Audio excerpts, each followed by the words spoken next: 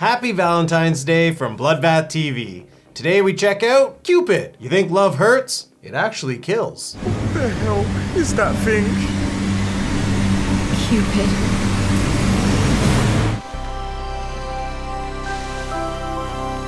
It's a magical day, for some. I'm lonely as fuck. So, I like to throw on cheesy ass B movies that have ridiculous covers like Cupid. Look at this thing, come on. You see this cover, you're like, I need to watch this movie.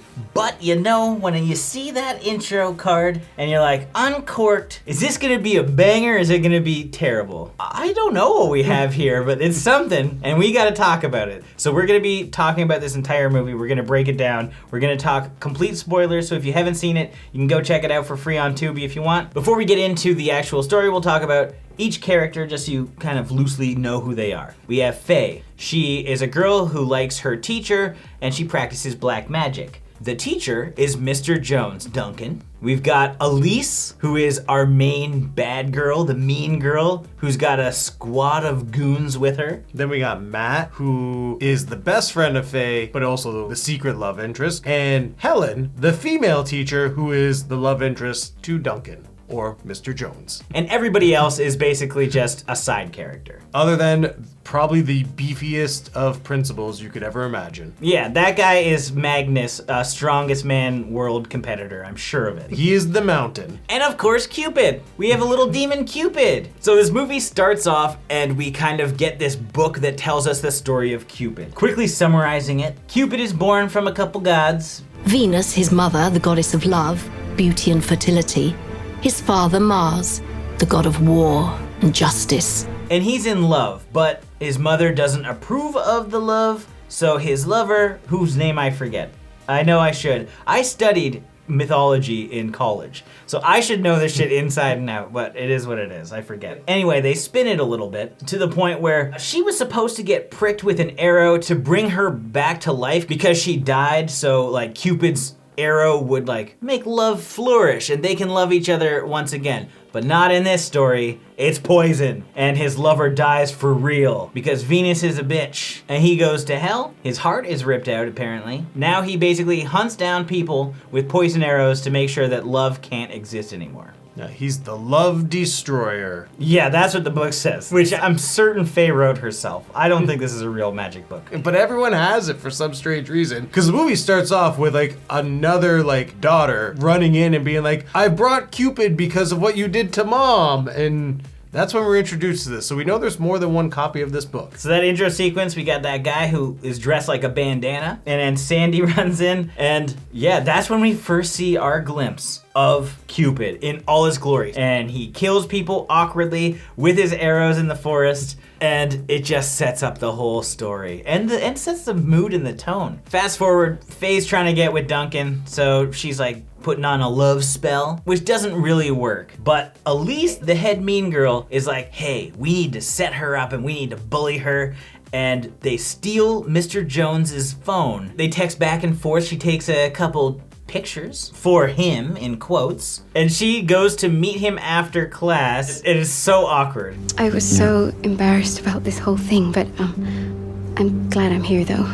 And she goes and kisses him while the mean girls are filming. Elise is mega bitch. I was furious only because I know firsthand students like that do exist in high school. And it's frustrating because you literally can't do anything and they think they have all the power and they do. The mean girls are also like, or the mean group, because there is a guy in the group as well, they're in charge of the Valentine's Day ball. They've set up the gym, everything's ready to go, but they also are printing out pictures of Faye topless, putting them all over the place, and they walk up and just like take control of the projector during his class and just play this like TikTok of him kissing Faye. Faye kissing him. Okay, yes. Yeah. If it was him kissing her, then he's fucking fired. But in this case, he's victim. Faye's obviously pissed, and this is where she goes back and she's like, well, my love spell's not working, so, well, I guess we'll just destroy all of the love in this entire school. So, come on. You love destroying Cupid, demon boy. Get your cherub ass down here and start shooting arrows off. And he does. He comes down, he just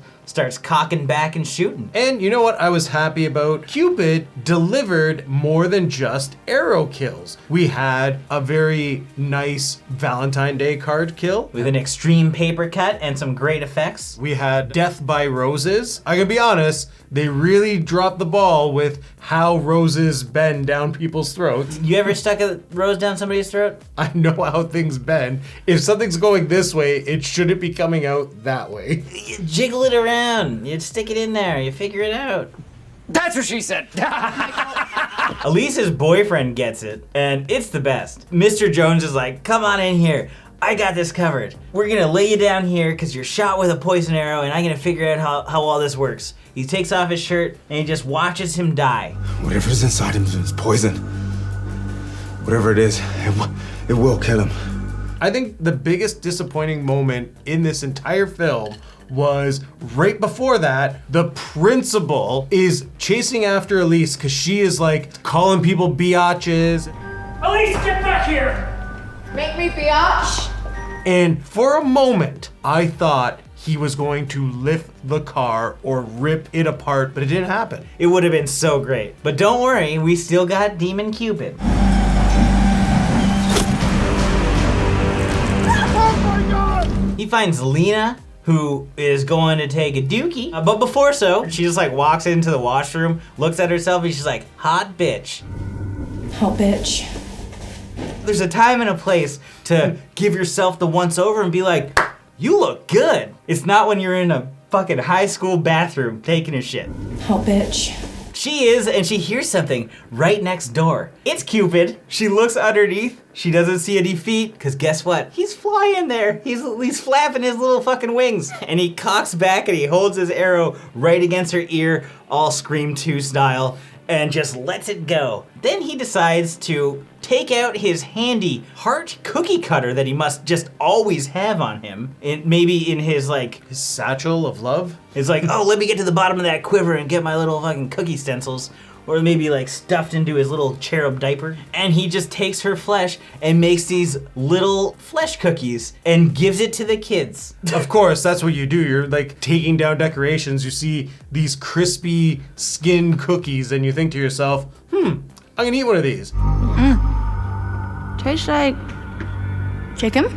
I would assume that humans taste like chicken. I've never really like taken a good bite out of somebody. A little bit. But that's not the weird part. If you think it's a cookie and it tastes like chicken, like are you just gonna eat little like heart chickens? I mean like heart-shaped, like, cause I eat like dinosaur-shaped chicken nuggets. Okay, yes, but you're going in knowing that they're chicken nuggets. If you took a bite of anything shaped like something that you thought was another food, and it's like, whoa, what is this? If I ate a piece of cookie and it tastes like meat, I'd be like, that's not a cookie. That's meat. I feel as though I'd be pleasantly surprised and happy, because I do like meat. You're in a high school and there's just these heart-shaped chicken breasts sitting around. Are you eating them? I mean, I wouldn't eat them, but if I knew that there was food for me to eat, thinking it was a cookie and it tastes like meat, I would probably be happy with my choice. Ah, good meat cookies. Anyway, they find out later it's their friends, and it's great. Those cookies that everyone was eating earlier. But the best part of this whole thing, whether they were intentionally making the joke or not, we find out that Mr. Jones is actually Dr. Jones. Dr. Jones, rolling Dr. Jones, Dr. Jones, Dr. Jones, get up now. And that is why he was able to like let Elisa's boyfriend die and examine the poison. He was using him as a test subject because poor little Matt got an arrow through the arm. He just had to chop off his arm. So in that sequence, he's like, okay, Matt, we're gonna vice grip you to the table and we're gonna chop your arm off. Count of 3.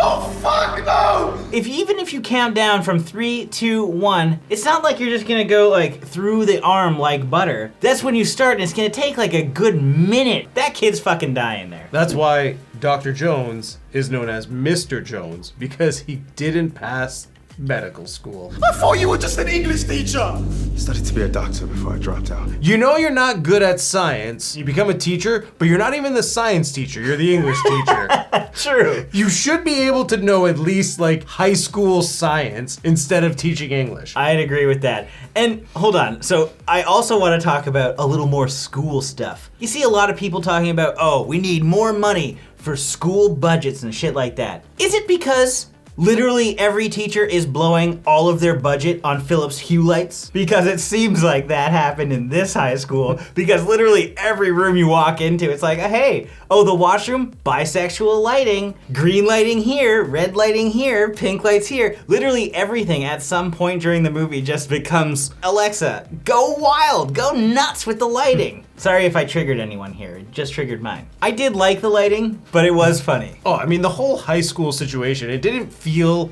like a high school. And then like when we're going back and forth between like the staff lounge and the bar, because like you looked at me, you're like, man, why are they drinking beers in the staff lounge? I'm like, I think that's a bar. And like you didn't grasp the locations at all. Well, we can be 100% there at Hogwarts. Of course, they're practicing the dark arts and wearing their little like Hufflepuff vests. And all Mom was doing with Elise's dad was playing a little Quidditch on the couch. I kind of wanted the everyone dies ending, if I'm being honest. People survived. We got the worst jump scare at the end, because like Elise dies in a fashion that I felt wasn't suitable for her. I wanted a grander death because I really hated her. But she did like the whole like Friday the 13th like jump up scare when you think that she's actually dead. Can you get the car ready?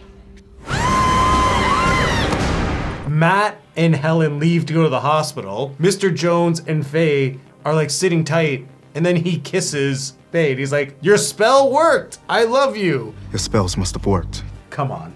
Why? Okay, I'm not a black magician. I'm not a magician of any sort, actually. But I would assume that spells would go in order. Like, if I cast a love spell now, I'd like the love spell to start before I do the destroy love spell, so that I didn't have to make that destroy love spell in the first place. So, I don't know, any practicing wizards, fix your shit, get your shit together, and make the love spells come first before the love destroying spells. Also, that is the longest day of their life. So they were literally at the school until midnight. The whole concept of the spell was that only on Valentine's Day would Cupid kill everyone. But if you made it past Valentine's Day, Cupid disappears and you survive. So if it's a normal class day, you're there at like 8 in the morning, you're done at like 2:30 the latest. You can't keep kids in detention till midnight. If there's demon Cupids at your school, you gotta say, hey kids, you shouldn't leave. That's up to you as an educator and authority. If you go out there, you might get skewered by a poison arrow.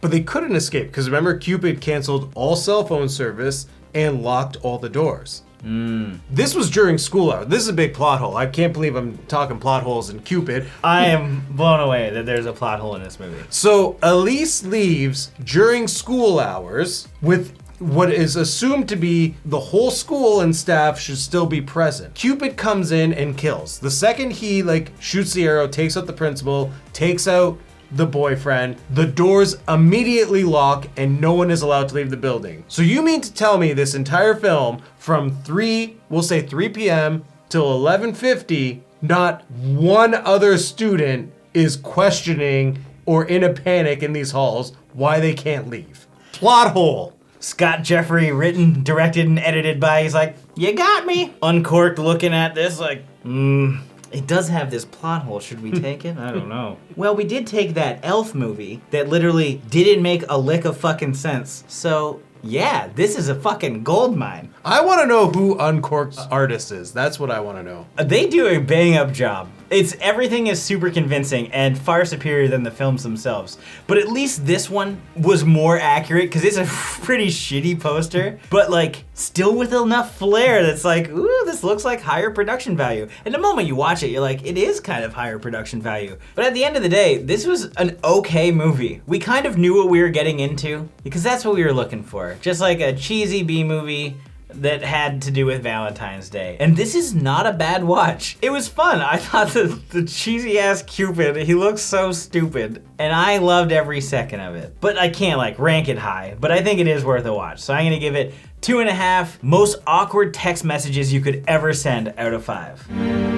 Thanks for the text. Oh. I actually had a good time watching this film. It was fun, and I think knowing what I'm getting into really eases the viewing. I knew that it was gonna be bad. I knew that the Cupid was gonna be cheesy, and I kind of wanted that out of this film. It's just a fun watch. Like, it's good in aspects, and I appreciated it. So with that being said, I give this film 2 teacher tips out of 5. Smoking's seriously bad for you. And Matt, it does not make one's voice deeper. As always, thank you for watching. Like this video and comment below with your thoughts on the film if you've seen it. If you haven't and you do want to check it out, links are in the description. If this is your first time here, make sure you subscribe to the channel, stay up to date with everything here on Bloodbath TV. And have yourself a happy Valentine's Day, even if you're solo.